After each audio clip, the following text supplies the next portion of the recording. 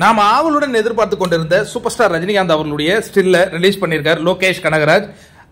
5 மணி அளவில் ஒரு நம்மளுடைய கேள்விகளை சோதிச்சு பார்த்தாங்க.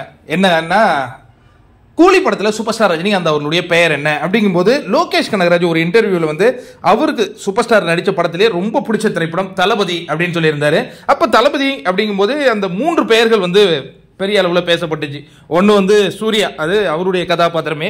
அதுக்கடுத்தது தேவா, மம்முட்டியோட கதாபாத்திரம். அர்ஜுன், அரவிந்த் சாமியோட கதாபாத்திரம். இது 3த்துக்குள்ளே ஏதாவது ஒன்று இருக்குமான்னு நிறைய நண்பர்கள் வந்து டிஸ்கஸ் பண்ணலைங்க.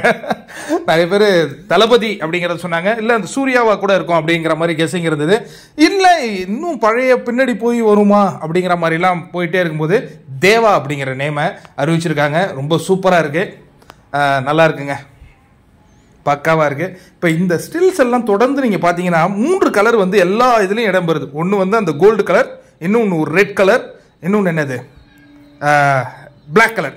அதுலேயும் முக்கியமாக பார்த்தீங்கன்னா எல்லாரும் என்னென்னமோ எடுத்துகிட்டு வந்தாங்க. 1421 அப்படிங்கிற பேட்சோட சூப்பர் ஸ்டார் ரஜினிகாந்த் அவர்கள் உள்ள நுழைகிறார். இதான் அந்த கூலி பேட்ச்.